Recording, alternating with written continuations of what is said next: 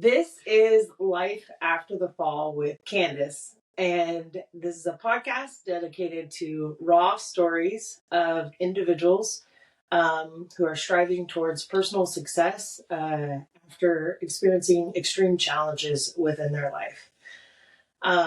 This is episode 1, and I just want to say that in my description there will be links to supportive services with struggles that individuals face, such as domestic violence, substance misuse, suicide, mental health. And so you'll hear a lot about that through personal stories. And I want to bring light that there are resources in case anybody's listening that would like to reach out. So today here we have an extra special guest. I'm here with my mom, Lynn Hannah, and I'm super excited to have you here. Right. Yeah. So, what'd you think when I told you I was going to do a podcast? I was nervous and I was happy for you. I think that you have a lot to say and that your story's powerful. I appreciate that. Well, I was excited. I wanted you to come on, and I know that you'd be a little nervous because I feel like you've been there through so many pivotal moments, and I can't imagine what it's like. Not only to see this human, but also as your firstborn watching these moments. You know, I know a lot of them haven't been pretty. And I kind of just wanted to have you here to relive that with me. Thank you. So let's start with my birth. We'll just start there. Okay, you were born in Olympia at St. Peter's Hospital. You were 9 pounds. You were born with a few issues. You had something called meconium and pneumonia because you were so late. Okay. You were late enough that I was drinking castor oil and wanting to throw myself down a basement stairs, trying to get you to just come. Yeah. You were born at 3:39 on April Fool's Day. Your first encounter with CPS was actually then. Okay.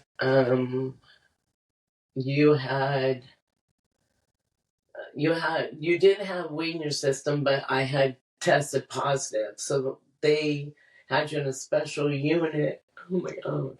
It's okay. You were born in a special unit, and they kept trying to take you, but because I had gotten clean 2 months before, they couldn't do nothing. But I had gotten clean, and because I knew, they kept threatening me. So you were born, you stayed there for a week, got all cleared up, we brought you home. And that was to Shelton, Washington. I actually had lived with my brother.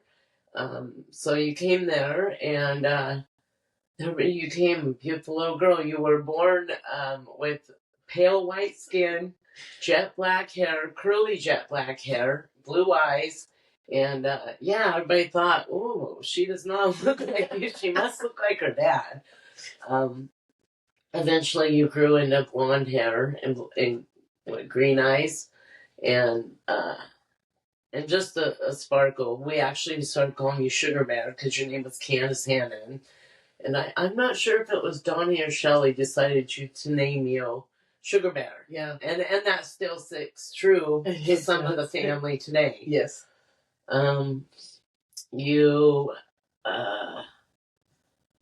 Okay, pause. I don't know where to go from here. Sugar Bear. It's like something that it still rings true today. You know, like I have cards and stuff like that. And even when I didn't live in Washington anymore, it's like they were all signed with Sugar Bear. Yes. So, and then that's how I got my letters too, right? To Sugar Bear. Like I found letters from you and people in the family. Right. So where, you said I was living in Shelton. Where was my community based? Did I have community in town at first? Or? At first you did, but not really until we moved out to Skoke, which was when you were, I want to say 2, maybe 3. I think you went in Head Start at 3 to 4. Which was 3 to 5 maybe. And that was when I got with the man who you called your dad, which was Mike Fassler. And we lived out at Lake Limerick for a bit. Then we moved to Skokomish.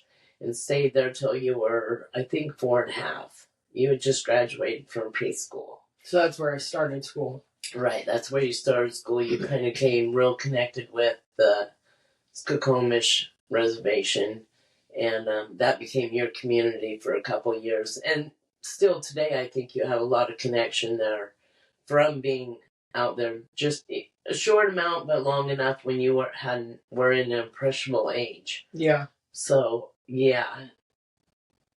I feel a lot of pull to the tribes. Like even now, it always has like a special place in my heart. Like I really, I feel like in my classes through college and just doing the work that I do, I have like a connection where I'm pulled towards tribes, and I want to like learn more and see, like how they're advocating for change, or like what they're doing, just like unique stuff. I remember there's a grant that one of the local tribes was doing to help support like an after hours youth program, and so it was cool to learn like the different indicators on how to measure the success, because if you do it specific to the community that it's catering to, you just have a lot more positive outcomes than like something a little more basic. Right.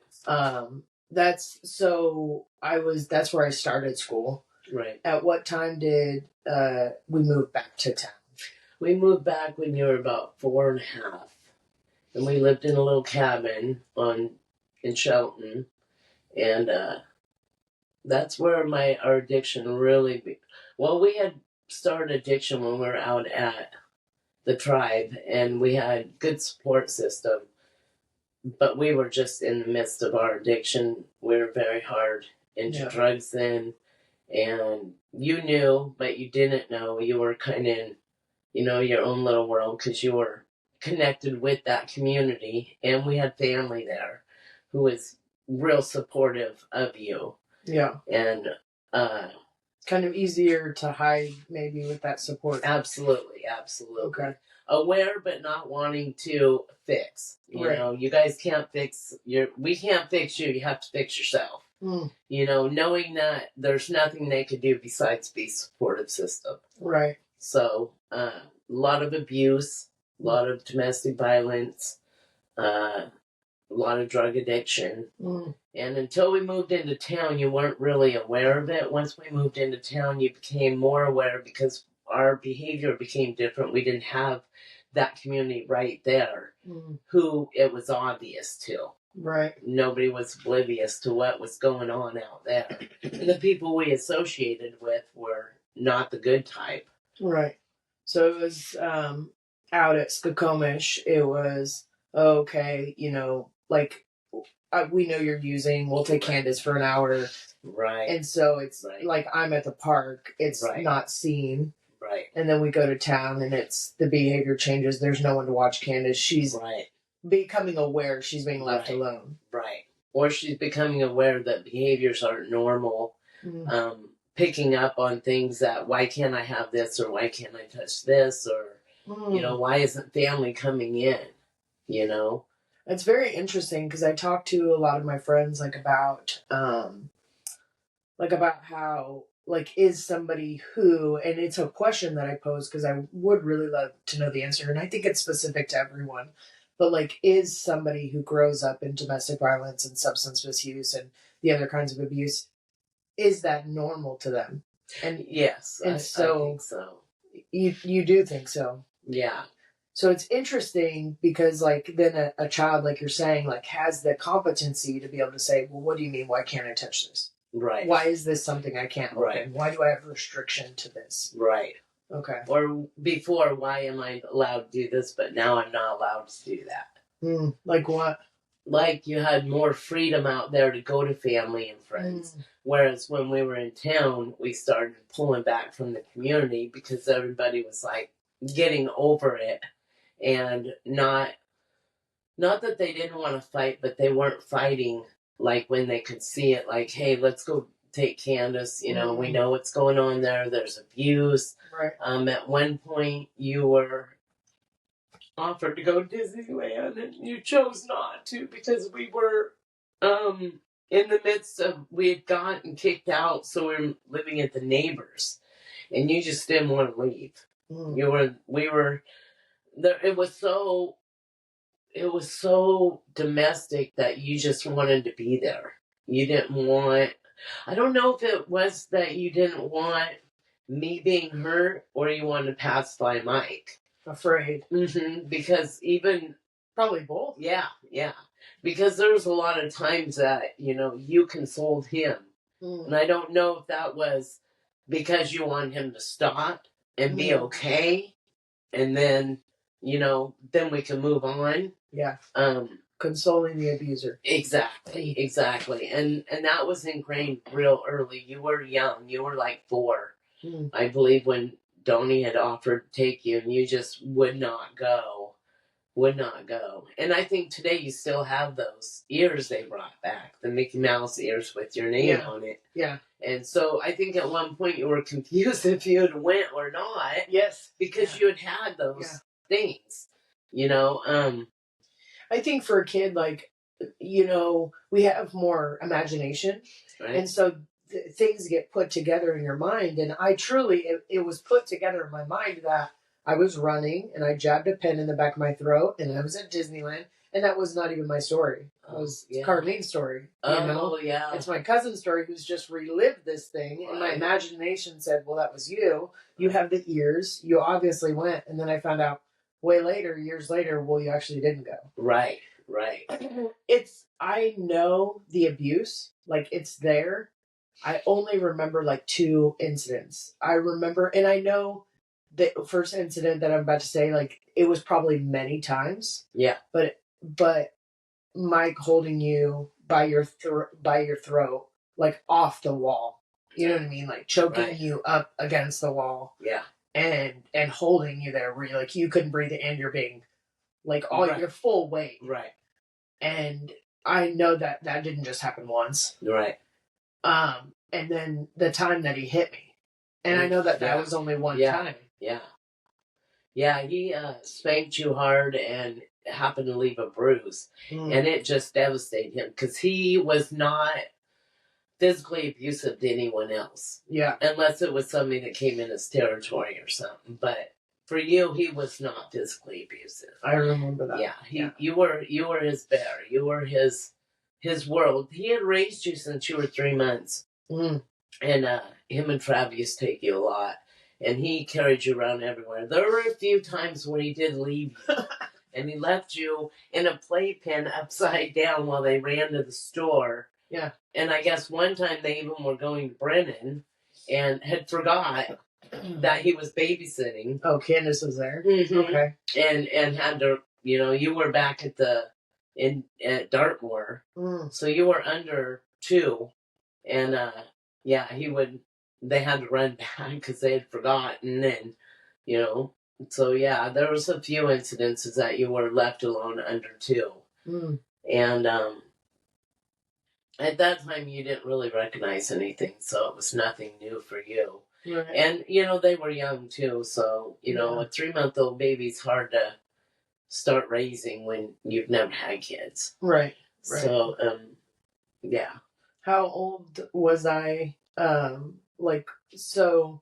Hold on, let's back up on that question. So, was there abuse the entire time? No, Mike didn't get abusive till we moved out to Valley Drive. Okay. And then the abuse started, and I believe it started around the time we started with methamphetamines. So is there a time frame that I'm that it's only the 3 of us dealing with the abuse and then Mika comes along? Or is that shortly after, or while Mika is being conceived? I think it started way before Mika. Oh, okay. It started, you were young. I believe you were like a year or 2 when we moved out there. So only child. Yes, okay. Yes, very only child. Okay. Very only child. And then we didn't have a lot of people coming around.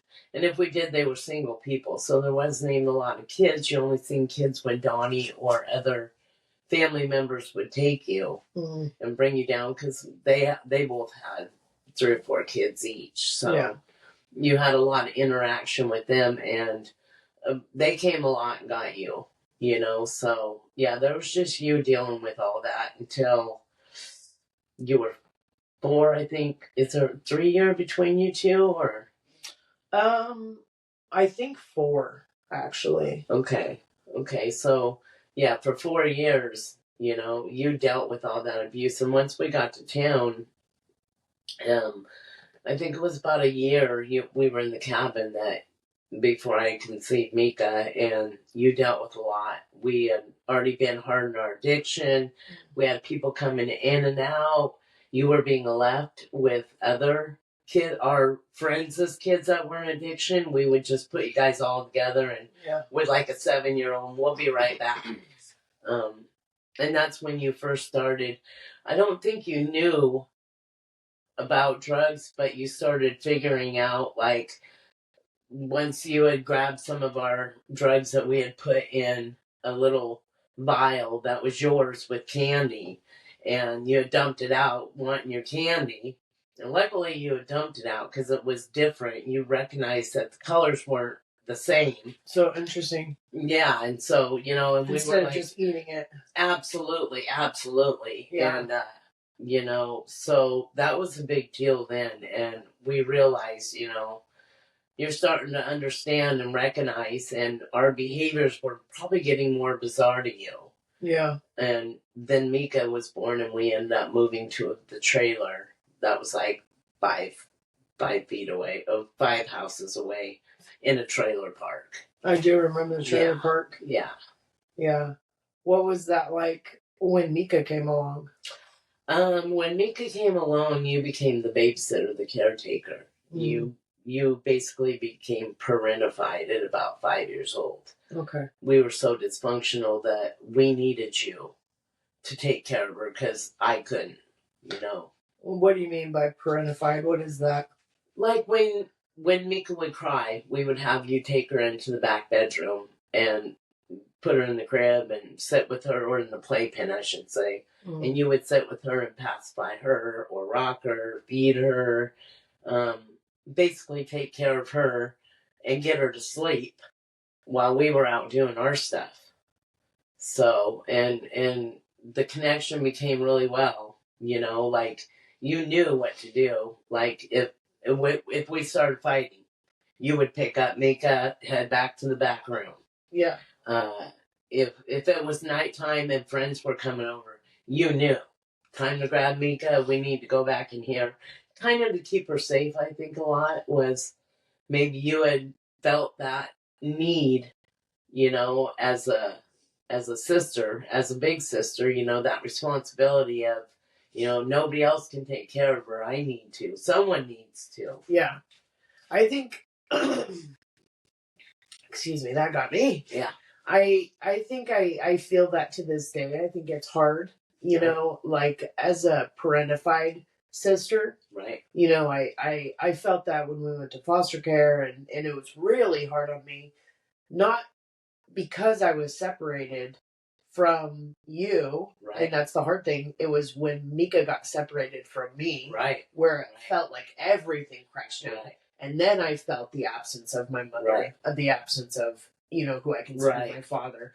And so it was when we were separated, like that was hard for me. Yeah. Yeah. So at 5 years old, I'm there, and you're saying I'm parentified. So I remember like going to the store and getting like a Hot Pocket. Like I'd have to buy one and then steal another so we could both have separate ones. Right. But and I remember us talking a few days ago, and you're saying like you did laundry, dishes, like, so I'm doing all this at 5 years old. Right. You're pulling the slack that I can't get done, or that I'm too busy getting done, doing other things to get done. I remember you going next door to the quick shop, which was it was about 10 feet in front of our house. Yeah. And you going in there and us having you crack food stamps all the time, which means, you know, buying a 5-cent candy and then bringing us the change several times a day. Okay. And out of like $100 check.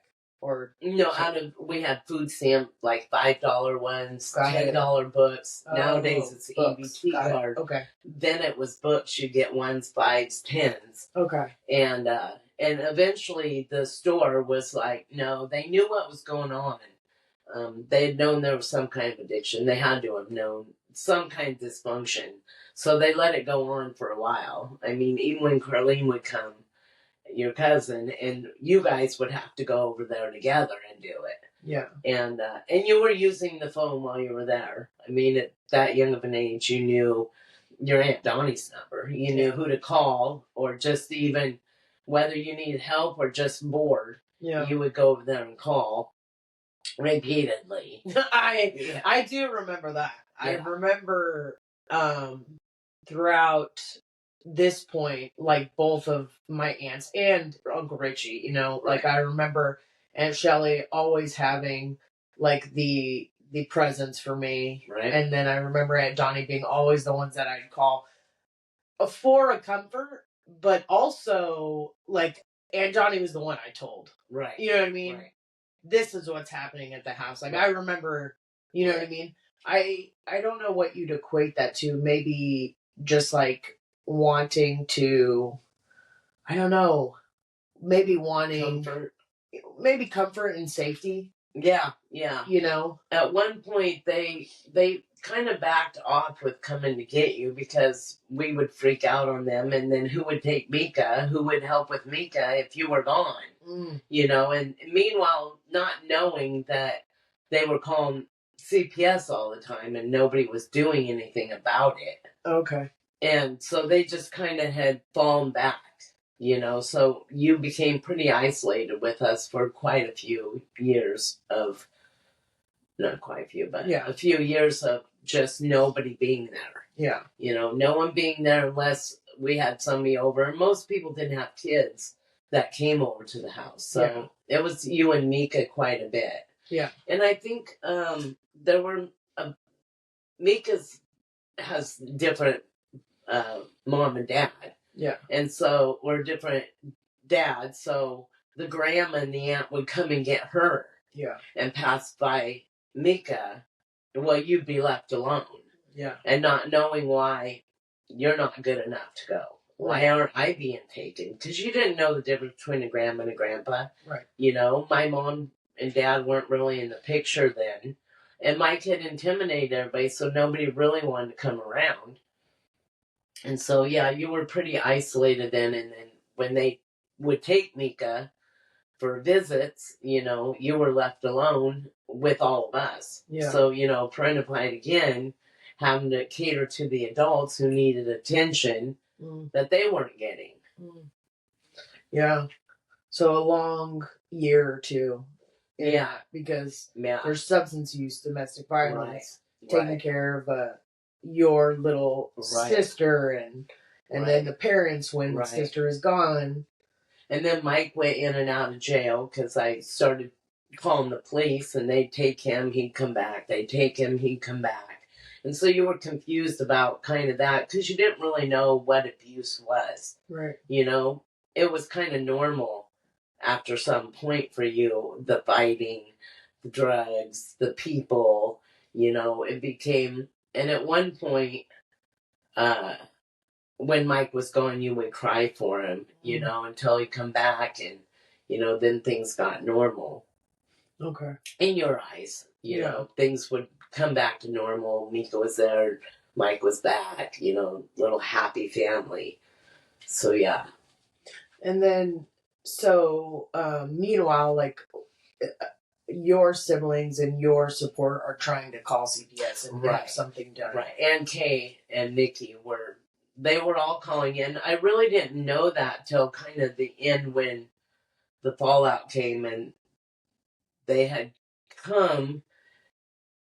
Well, there's a few incidences, like one time they had came and I wasn't there. You were with babysitters, and there was an incident where one of our friends had come in and put a knife to your throat while you were in bed, and they had walked back there. He was supposed to be in the bathroom, and they had walked back there by chance. They were younger, and and seen it and went and got the cops because they used to linger around. Yeah. And came and got me from the bar and had told me all this. And, so there was a lot of things that had happened, in between all that. Before CPS actually did come. And they did make a few visits. And one time we didn't have electric or water. We were using the hose from in the back. So, you were having to do dishes with a hose, not knowing why we're using a hose, why we're using candles. So things that weren't normal had become normal in your eyes. It wasn't a big deal, not something you took to school, not something you went and told everybody about. Or maybe you were telling them and that's why they were calling. Okay. But when you were actually taken, we had a big party, and all of a sudden CPS showed up, and we're asking all these things, and you were like an open book. Yeah. You were so friendly with people because you had been taught that, respect your elders. Yeah. If there's people coming in, no matter how drunk or high they are, you need to their authority. Their authority. Right. They're still older. They're still older, and you need to respect them. And I remember you going right and showing them the alcohol that was there and telling them, I don't know them, but they're neighbors. Or I had my drugs in a certain little bin, and Mika was trying to get in it, and you'd bring it back. Here's your 10, and when they came, you were like, "Here's your Looney Tune 10. Don't forget this." And with the CPS there, so they had told me, "Oh, we can take them for just 2 weeks, and it'll be fine," And I thought, oh, okay, 2-week break, and you're gonna buy them new clothes, you're gonna get them toys. Okay, that's great. Before I was taking your toys and selling them, returning them, and then going to Goodwill and buying the same thing used, and things like that. So we got your little grandma bag that you still have. Yeah. My suitcase? Yep. And you were gone for a few weeks before they actually came and told me, or tried to sneak in paperwork. And at that time, we had a big Rottweiler. Yeah. And Jake. And so he was pretty protective of you and Mika and of me and Mike. So not a lot of people got through our house unless we allowed them. Right. So, yeah. So they come and tell you just a break. A break. Do you think that language was done intentionally? Oh, yeah, because they were afraid of us. They were afraid of the dog. They were afraid of Mike. I don't know what CPS was told, but in the end, when I seen the booklets, there was a lot too many to go through of the allegations. So they were aware that there was abuse there and, violence. Violence to where they weren't trying to. I mean, when they came in with the police, they were deep. Yeah. It wasn't just one officer and a couple CPS workers. It was like, 10 officers and 3 CPS workers had to come in. Okay. So, yeah. And then what happened? So then I go to a home. Yeah, you went to your Grandma Alice's. That's what they called her, was Grandma Alice. And on the farm. On the farm. I do remember that. And we weren't allowed to know. Well, I was connected with so many people in town that I knew. I knew where you were at. And then I had people, because she'd bring you into town and stuff. And so people would see you and go, oh, we seen Candis. Yeah. Candis and Mika, actually, both of you went there. We did. You both did. And then eventually Mika left with her grandma and you got left there. Yeah. And I believe you were sexually abused there. Yeah. And I went to, I had to do parenting classes. Mike didn't have to do nothing, but I had to do all these classes. And they told me in class, and I remember like, what are you talking about? And it was a young girl that had lived with you guys that had her own baby there. And she said, I'm really sorry about blah, blah, blah, a 12-year-old girl who had sexually abused you in the home. And so I confronted CPS workers, and they're like, "Oh, well, it's being handled," and well, why? And then it was okay. Yeah, this happened. Yeah. And that's when Kay came and got Mika and removed her and left you. And I think that was really, really hard on you, not understanding why you were left behind. Yeah. And here you had raised this kid, got taken with her, and then all of a sudden she's getting to go home in a sense, and you're being left there. And I don't know how it went there. They didn't talk about that, so I don't know that part of what Grandma Alice's place was really about. All I knew was that abuse had went on. They removed the girl, and I do remember that I got abused. Right. I don't remember it happening. Right.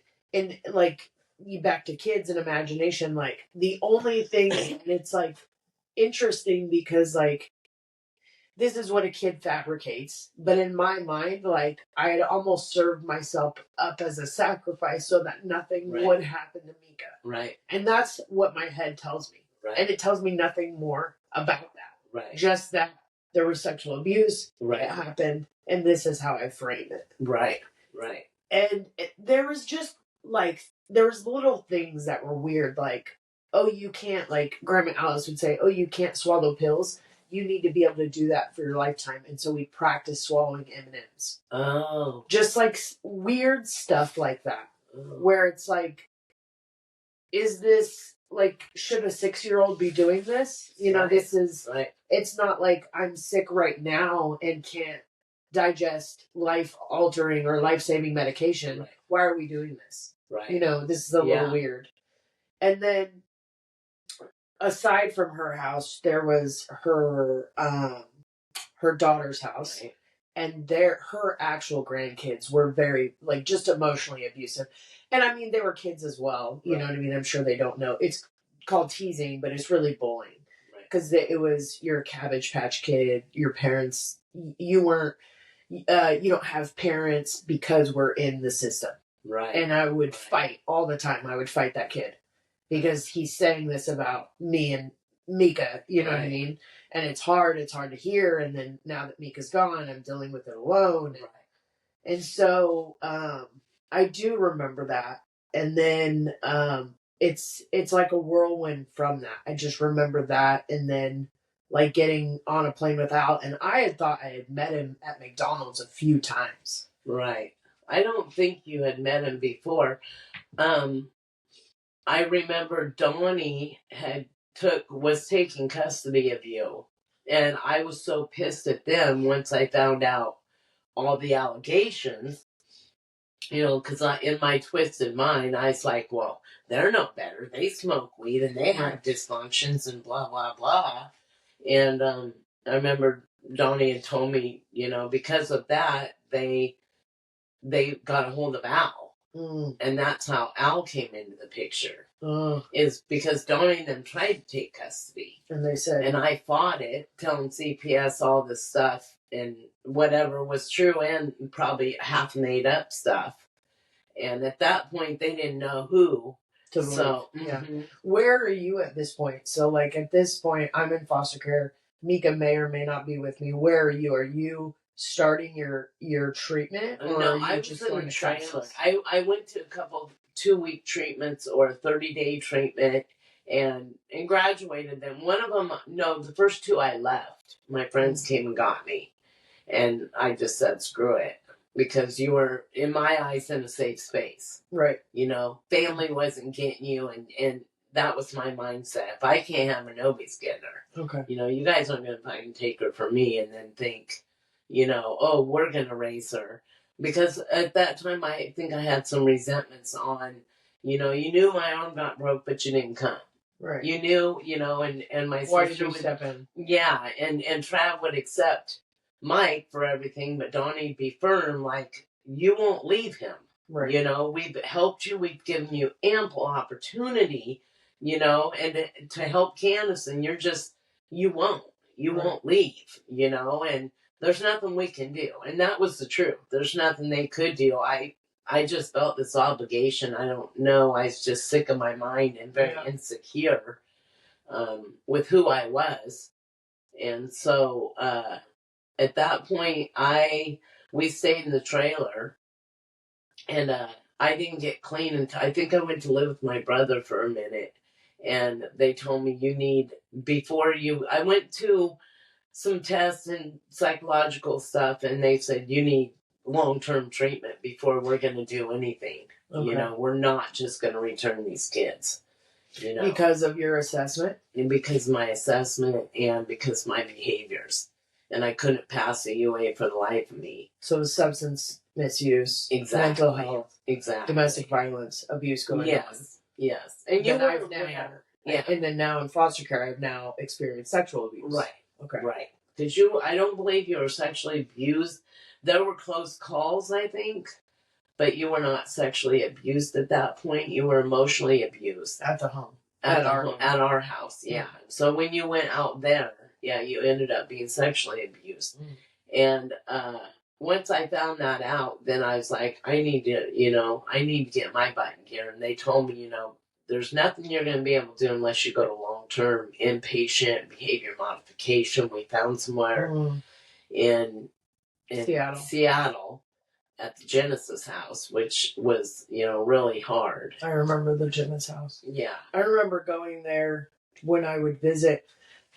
So what is this a sense of like you find out I'm sexually abused? Is this like a wall crashing down? Like you've had this belief that I was like safe, and now it's like, now that's been myth busted. Right. What do you mean? Right. She's with these people who took her from me, from unsafe, housing environment.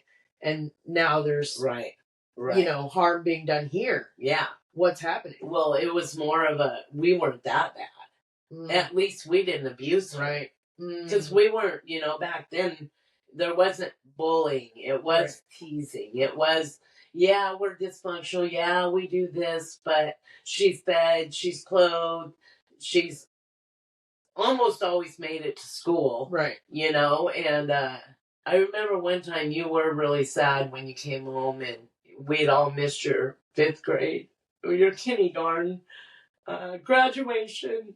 And your teacher brought you home. So we knew there was some dysfunction there, and we knew we weren't doing what parents should do, but we had this sense of, what do you call it, righteousness or something. Like, at least she's not being sexualized. Exactly. At least this isn't going on. Yeah. She's not being hit. She's not, and you were such a butterfly of people that you would talk. People could ask you things, and you were there. Oh no, I took a shower. Oh no, this happened, when in reality it probably had been a week. Yeah. Or you took a shower in an ice cold bathtub, or things like that. So when they said, you need long term, we've tried short term with you and it hasn't worked. And I was told that at that point, Mika was still with Nikki, her aunt. You were with Grandma Alice. I know you had went to Donnie's for a minute. I'm not exactly sure about all that. And so I had just taken, Destiny had just been born. She was 3 months when we went into treatment. And I was clean with her, so I kept fighting it. Like, why do I gotta go? I, got 3 months clean with this, kid, this baby. And, but no, they said, if you want her back, if you want all 3 of your girls, you're going to have to fight for her. So I went there, and then I found out that you weren't able to go because you were too old. I believe you were 6 then. And it was a hot mess when we got there. We had head lice really bad. I had shaved you guys' heads, and they wouldn't let you come unless I did. So, and I wanted visits once I knew that you were going to be taken. Yeah. Because what'd that look like at 18 months and you weren't able to be there at all? So I thought, okay, she's going to go with family and or in the system, and then I'll be able to get her back once we leave. And then all of a sudden, I'm not sure I think that's when I talked to CPS, and they ended up getting a hold of Al. I don't know how, but and next thing you know, you were being tossed out to, I believe it was second grade, you were being taken out to Texas. Yeah. And didn't even know you, maybe had met you while he came, but I believe that he just came and got you and flew you away. There's just a picture of you on the courthouse signing papers saying that, he was taking you. And, you were going to Texas, which I didn't have a fathom where that was. I kind of knew it was a long ways out, but, how do you explain to a 7-year-old, 6-year-old, hey, you're getting ready to go cross country, right. Where you're not going to have your family, you're not going to have your friends, and you had a pretty deep connection with your aunts and uncles. Yeah. I mean, very much so. Yeah. So I don't know what you were feeling then, because I didn't get to see you, and it was like, okay, you're going to live with your dad. What else do you say? Back then I didn't know how to give you a perception of what you're going through, what you're going to go through, where you're going to go. Like, I had no clue about all that. I'm thinking, okay, I'm only going to be here for a year, because it's 6 months to a year. So in my mind, it was 6 months. They don't tell you it's 18 months. You stay for 12 months, and then 6 months in a supervision. 6 months in a halfway house. Women and children only. So I'm thinking, okay, in 6 months, all I got to do is cross my T's, dot my I's, and I'll be able to get out of here. And that's not how the case went. You got to visit a few times, and then you were whisked away. And from then, I don't know how you felt about that. So I remember getting on the plane, my imagination says that there was like a couple of times where I'd met Al, but I can only remember of one. So there's the CPS office, and then there's McDonald's, right, and then he was at the hotel downtown. Those are the three things I remember. Okay. And I remember having an ice cream cone with him at McDonald's, and then being told this is your dad, this is who you're going to live with. And I remember he left without me. I flew down there by myself. Oh, okay. Yeah. Back then you could. Right. You'd have a flight attendant. Right. And because you guys had some sort of you got visitations or at least Aunt Donnie did and Uncle Richie did for some summers and some holidays. Right. I was always flying by myself. Right. There was always a flight attendant that would say, okay, you're an unaccompanied minor. Right. You sit in the very front seat. You'll be right here with me. First person to get a snack, all that kind of stuff. Right. And I remember getting on the first plane, and I don't think I, knowingly had rode a plane before then, and been aware. And Aunt Shelley took me to the airport with Danny, and she had I had this dress. I'm not sure if her or Alice had made it, but I know Aunt Shelley made the moccasins and the little overcoat that I had wore, and so that's I there's still a Polaroid out there with me, with short hair, and a sunflower dress, and moccasins on my way to go move to Texas, And I remember it being extremely hard because, like you said, I have all this community and connection, and when you're raised out at Skokomish, and it's really a tight knit tribe. You're like you said, there's safety to where you're walking down the courts, and every house, and you're stopping in for cookies, or you're stopping to go check in your aunt's that's at the end of the block because your first aunt is at the beginning of the block, and I'm going from all that to restricted phone calls, I can't call you. This is outwardly facing, Al is saying, and Al is my father, who's saying that I've just met at 7, who's saying, you can't talk to your mom. She's a drug addict right now. She's on dope. When you were under supervision, I think I did get more phone calls. And I would rarely talk to Mike, who up until this point, I considered my dad, still even almost. And it's really hard because, like, as an adult now, I look back at that and think, like, it is, just like I had asked earlier, like, it is kind of normalized. Right. It's hard to separate. Right. Like, as an adult, I don't believe in what Mike did. Like, I remember the Right. physical abuse towards you and how hurt, like, that is to reflect on. But I still, like, that was my dad. Right. He Right. raised me. And that's all I knew as a dad. Right. Until they told me this. And I move with Al, and I'm just getting spanked and disciplined by getting my butt whooped. At this point, it was just getting my butt whooped for, like, calling Mike dad or sneaking the phone at night and calling you. Right. Like, these are times where, like, he'll very politely on the phone say, "Okay, Candice, it's time to get off," while you're hearing it. And then Right. once that's done, he's coming into my room and spanking Right. me. Right. And so I feel very isolated at this point.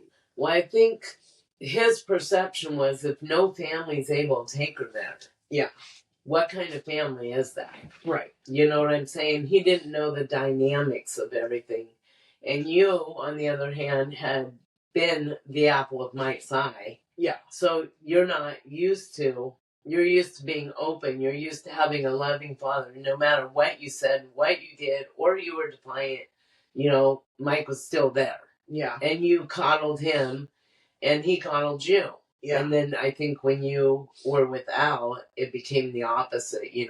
Defiance meant something different than you had ever known. Right. Yes. Yes. He's military, and like, we didn't move around. He was, I believe, dishonorably discharged. He told me for hitting his leading officer. I don't know why, but it was a very strict, like, you need to do this. If it's not done properly, you need to do it again. You need to do it again. You know what I mean? Like, I learned how to till land very, very young, and Right. He married my stepmom, Janice, who was a nurturer. And I think I was too... Let me back up for a second right there, because it's interesting, because, like, I know what you're saying. Like, his mindset probably was, like, she hasn't had running water or electricity. So I could totally appreciate and understand that. On the flip side, what I was feeling as a young child at the time was, this is normal to me. And this is what I tell providers that I work for or work with. That child only knows that kind of abuse. Right. Like, that's... Right. We as adults look at that and say, oh my gosh, this child could use support and services. Maybe the parents, like, would get help, and then, we could reunite the family, and they could do better. The child only knows that. And at any level, the child is still going to look at, like, why are you taking me away from my parents? Right. Because I still had the community. I still had the connection. I still had the support. There wasn't a time where I called and it was like, and I didn't feel like somebody was at least there to listen. Right. It doesn't mean I can come get you right now, but I'm here to talk to you for 2 to 5 minutes. What, 10 minutes, whatever. Letters being written. Yes. Presents being held and sent. And without, it was eggshells. Like, everything was eggshells, because things that I didn't comprehend as a 7 and 8 and 9-year-old, it didn't make sense to me. Right. Like, why can't I call Mike dad? Why can't I call my mom? Right. Why can't I talk to Shelly? You know what I mean? Right. And it's like, why are my letters being opened before they come to me? Right. Well, because your mom might have a plan to come sneak you out in the middle of the night. You know what I mean? Right. And, like, knowing, like, my bus ride alone was 2 hours. I live in the country. Nobody's finding that without directions. Right. And so you slowly start to, like, grow up and, like, pick on these nuances. Right. And like, your parent is lying. Right. And so I've always thought that, like, my physical safety was there. Like, my needs were being met. I always had new school clothes, and I always had food, and I went to school on time. But there was nothing emotionally there. Like, I felt very isolated. Right. And the only time I had a reprieve from that was school. And I had 4 good friends that were my community. And then even after, like, not after, but even the rest of the school was really weird. Because while I was young, like you'd say, like, I'm just very open about things. Right. So it's like, why are you here? Well, I went, to foster care, and I was in a home, and CPS came to get me, and I didn't know my dad. And this is just not a town that happens in. This is, everybody's parents are together. They're all blue collar, working class. Nobody. If parents are separated, it's because of divorce, and that's right. a hardship in the community. Right. We don't have substances here like that. You know what I mean? Right. And I didn't start realizing that there was some people who had experienced similar lives until I was reaching middle school. Okay. And at that point, I'm getting kicked out of middle school. I'm getting arrested. I have beer in my locker. I'm like selling, Tylenol as cocaine. Like, these are how I'm like, 100% acting out, expressing my anger, very frustrated, not knowing or having the competence to be able to advocate for myself. Right. So I can't just say, hey, Dad, or hey, Al, I feel like I tried really hard and then it's not good enough. Right. And that's truly what it was. And instead of being able to articulate that, I'm doing these things. Right. I'm acting out. I'm acting this way. Well, I wanna say that when I did get out of treatment, you used to come, like you said, and fly back and get visits. And then once I got out and I got into a home, you would come and visit. Well, some stuff happened and I did relapse.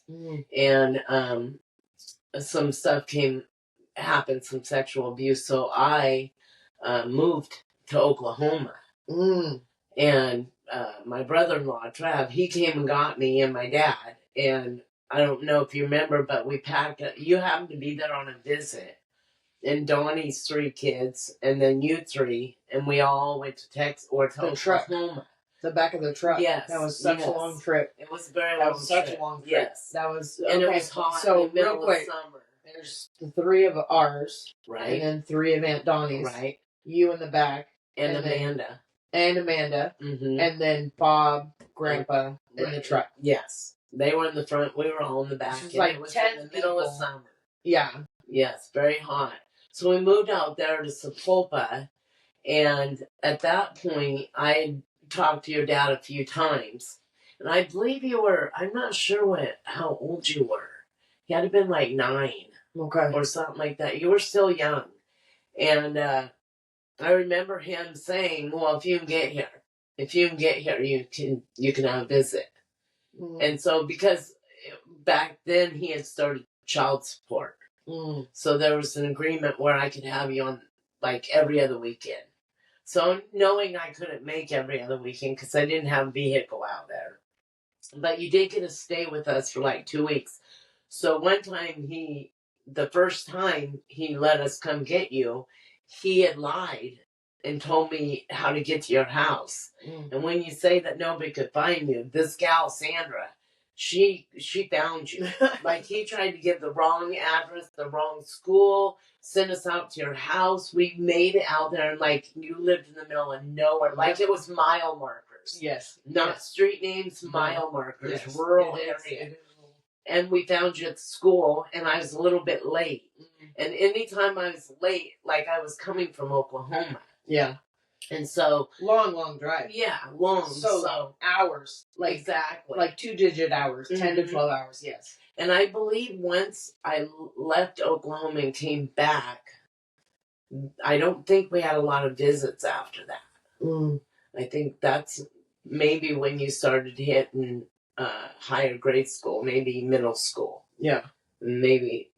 And I think that had a major effect on, first you were having visits and you were getting visits, and then all of a sudden visits were gone, everybody's back in Washington. Right. And I don't know if you were still flying back at that point. I know that like Aunt Donnie was cut off because Al appreciated or respected or at least supported like Aunt Donnie's ability to get me more often than anyone else's. I remember Shelley being very distraught that she didn't have that kind of very hurt. And I remember that he had cut it off for a little bit. And I don't know if that was the actions of you or the actions of me in school. Or a fight that we could have had. Because there was just things that you could use as like a learning tool.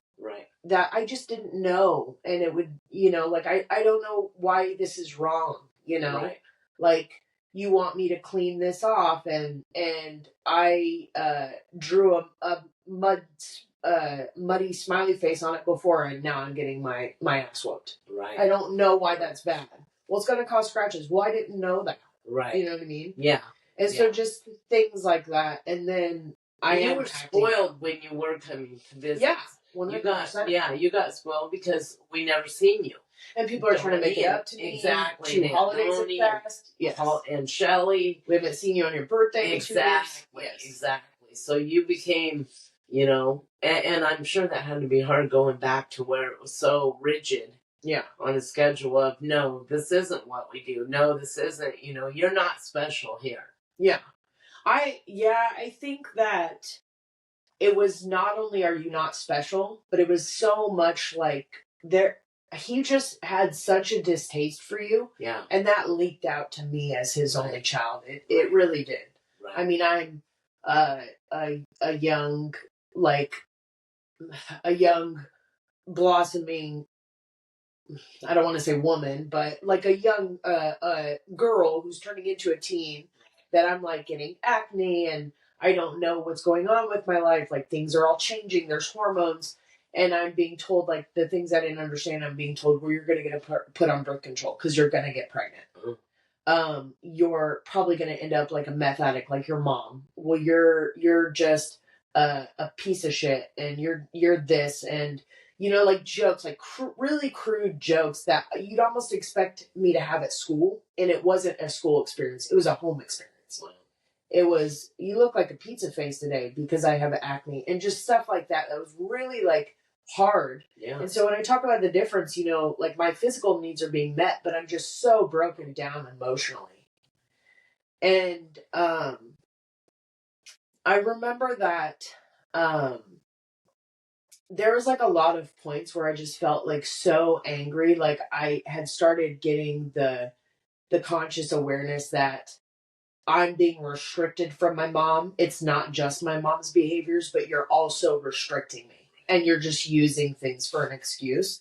Because, like, there was a certain point where I would come and I would see for myself, right? Like, we would have interactions, even if I was at Aunt Donnie's and would see you, just like at Aunt Shelley's or in passing, like, I would know what's going on, right? So, like, before, it's only one-sided. It's like, no, your mom just didn't call on your birthday. Now I'm seeing you, and you're saying, no, I called. I promise I called. And it's, so now I'm confused, and I'm seeing two different sides of it. And I think what it left me with Al was that this isn't what it seems, right? Right. Like, I've been confused for a long time. There's all these things that are happening. I don't know why. I don't really understand. But now I'm getting smarter and getting older where, like, things come to light. Like, these lies are kind of being brought to light. And I remember we were kind of getting along for a little bit in my freshman year. And he was like, look, you're failing this report card.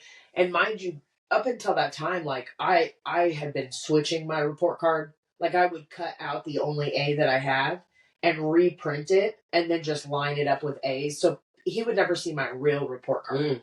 And so at this point in time, when I'm talking about in 9th grade, I really tried, like, more transparency. I was hanging out with my best friends at the time that were twins. I was trying to, like, be honest. I was like, hey, like, I gave him my actual report card and I was failing a few classes. And he was like, hey, get this up. If you do, I'll give you like $50 or something like that. Right. Something where I got it. And he was very much the type of guy that you know, you didn't hang out with your friends until you mowed at least like a couple acres of the 27 acres that we lived on, because that's your gas. You need to work for your gas money.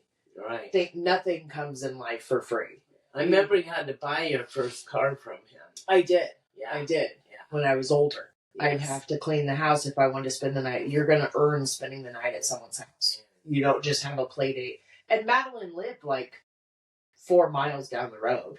You know what I mean? It's not like a long commute. It's not in town. Like, we all ride the same bus together. It's not a long, but it's still like, you need to earn this. This is something that's meant to be earned. Right. And I was trying to be like very transparent with him. I gave him my report card. I ended up getting it up to a B, which was pretty impressive. I felt at the time, like, from an F to a B, this is really impressive. And he like just looked at me and was, you know, said like, well, it's not an A. And like, that's the only thing I remember out of that, like the actual words spoken out of that entire interaction. And I know that we got into a fight, and I know it ended in him, you know, basically beating the shit out of me. I had a broken nose. I had 2 black eyes. I had a busted lip. One of my ribs felt either broken or bruised. Don't know. Never got it checked out. And I'm as he's hitting me, I'm like pissing myself. I'm so scared. I'm in my room. I'm you know, freshman in high school, so I'm somewhere, I mean, what, 13, 14? Yeah. And this is happening, and he tells me, he like leaves my door open, and then I go to close my door, and he yells, "Open your fucking door!" And I scream back, "I need to change!" And like, that's all I remember. And then now I'm having to eat dinner with, like, you know, what's just happened all over my face.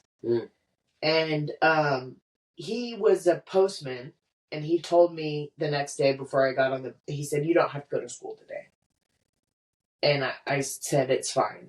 And I got on the bus, and my best friend Jesse just kind of like made me feel better. And then all my friends, because I had told them, like, I'm really mad. I'm talking to my best friends, Melissa and Alicia, who are, you know, in the bathroom with me. I'm telling them what happened, about how he hit me. And somehow, like, kids talk so quick. Yeah. That principal's, like, now coming into the office, like, "Candis, I need to see you." Okay. So I go in the principal's office, and they just take tons of pictures. There's a school police officer there. They have CPS there. And they come to do a home visit, and just as quickly as kids talk, so do parents. And so he is given notice from somebody else in the community. This is what Candis Setter did. And I do want to say a shout out. So my step family was very amazing. They were really awesome. I don't think they knew what to do with Al, and I think a lot of people were afraid of him. Right.